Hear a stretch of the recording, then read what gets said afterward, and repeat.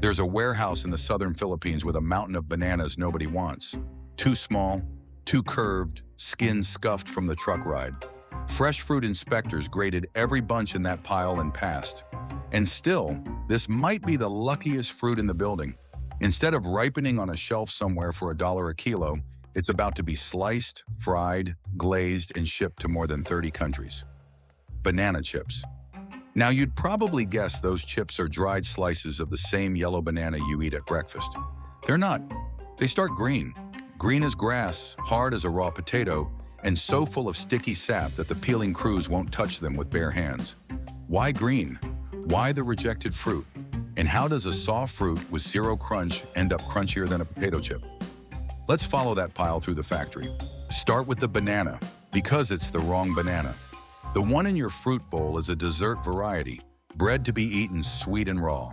Chip factories buy cooking bananas instead. Saba in the Philippines, Nendron in South India. Squat, thick-skinned, and picked deliberately unripe. Here's why that matters. A green banana is packed with starch, and starch is what a fryer turns into crunch. Let the fruit ripen, and that starch converts to sugar. Drop a ripe slice in hot oil, and it burns, caramelizes, and collapses into mush. So the whole industry runs on a rule that sounds backwards. The further from ripe, the better the chip. Nobody invented this. I went looking for a founder, a date, a patent. There isn't one. Families in Kerala were frying banana slices in coconut oil centuries ago, partly as a way to preserve a harvest that all ripens at once. They call them Ethaka Uperi, and they still anchor the Sadhya feast at Onam. The glazed, exported trail mix version came much later, and it belongs to the Philippines, the world's biggest exporter of banana chips, selling into the US, Europe, and dozens of markets beyond. The Saba banana behind those chips makes up close to a third of everything the country exports in bananas. And the rejects? Real. Fresh exporters grade hard on looks.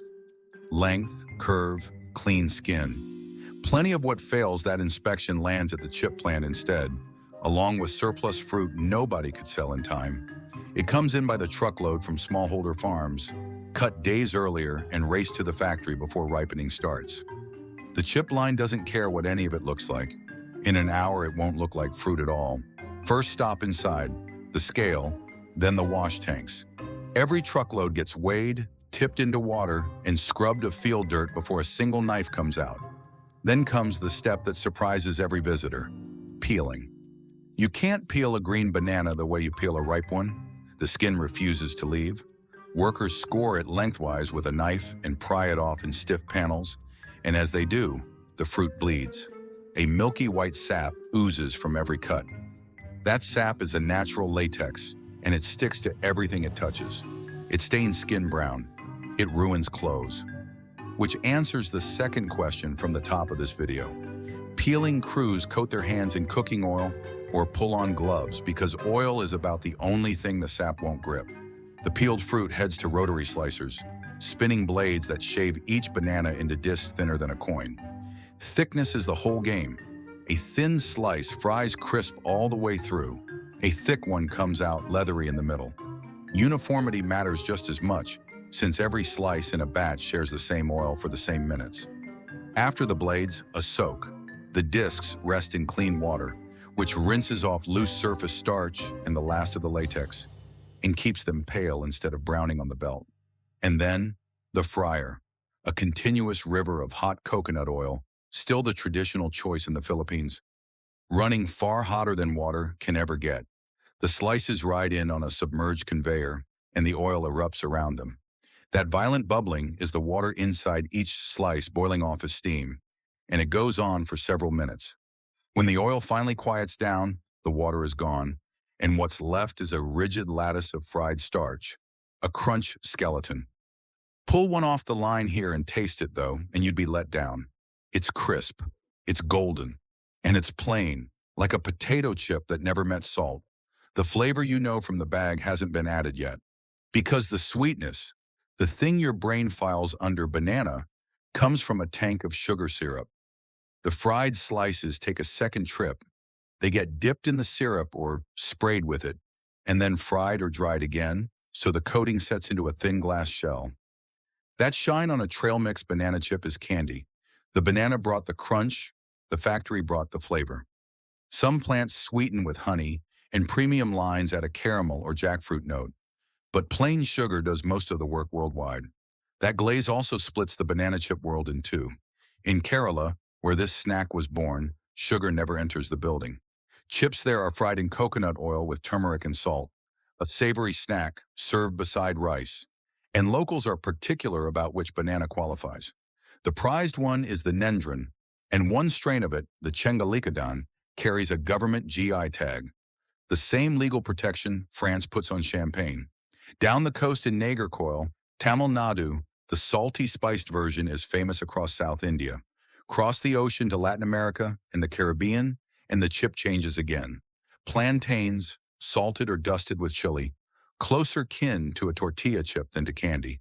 And then there's the Philippine export, glazed and sweet, the version most of the world means when it says banana chips. 4 snacks, one name, and whichever one you grew up with, the other 3 taste like somebody made a mistake. Either way, a glazed chip fresh off its second fry is hot, fragile, and slicked with oil. It's still a long way from a sealed bag, so the back half of the line slows down and gets fussy. The oil comes off first, chips ride into a spinner, essentially a giant salad spinner, and the spin flings extra oil out through the mesh. That one step is why a good banana chip doesn't leave your fingers greasy. Then cooling. And the cooling tunnel is doing more than you'd think. Hot glaze is soft glaze. As the chips crawl along a slow conveyor with air rushing over them, the sugar shell hardens, and the final crunch gets locked in right here. Rush this stretch and the chips fuse into sticky clusters. Next, the cull. Every batch has failures, slices that brown too dark, snapped in half, or welded together in the fryer. Human sorters pull the obvious offenders. Bigger lines add an optical sorter, a camera that photographs the stream of falling chips and fires little jets of air to knock out anything the wrong color. The rejects drop into a separate bin. Even the reject fruit has rejects. 2 more gates stand between the chips and the bag. A metal detector, because everything upstream was blades and steel, and a moisture check. Crunch is the absence of water, and a batch that reads too wet goes stale in weeks instead of months, so it never ships. The bag itself is smarter than it looks. Foil-lined to block light and moisture. On most lines, it's flushed with nitrogen before sealing, which shoves out the oxygen that would slowly turn the frying oil rancid. That puffy pillow you fight to open isn't wasted space. It keeps the chips fresh on the inside and works as a crumple zone on the outside. Bags into cartons, cartons onto pallets, pallets into a steel container bound for the port. From there, the chips pull off the trick the fresh fruit never could. A month at sea without a refrigerator. That's the entire commercial logic of the product. A banana that can't rot, can't bruise, and doesn't care how long the ship takes. They land in 2 very different aisles. In the snack aisle, they're treated as candy, and everyone's at peace with that. Most of them, though, land across the store in the trail mix and dried fruit section, next to raisins with a leaf on the label. Worth knowing what you're holding, a standard glazed banana chip is deep fried in coconut oil and coated in sugar. In composition, it keeps closer company with a cookie than with the fruit it came from. Snack accordingly. One last thing for everyone who stayed. Those pale, less oily banana chips that cost twice as much. Different machine entirely. They're vacuum fried, cooked in a sealed chamber where low pressure lets water boil off at much gentler temperatures. Less oil soaks in, the color stays light, and more of the real banana flavor survives the trip. Same rejected green fruit at the front door, premium price at the checkout. So that's the full arc. A banana that failed a beauty inspection, peeled by workers with oiled hands, fried while it was still green, painted with sugar, and sealed under nitrogen. Worth more as a reject than it ever was as fruit, which leaves the only argument that matters, sweet glazed or the salty Kerala kind.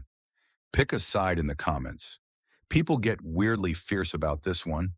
And if you're now curious about the chip this whole industry has been chasing from the start, the potato chip, we walked through a Lay's factory the same way we just walked through this one. And what happens to a potato in there is stranger than anything the banana went through. That video's on your screen right now.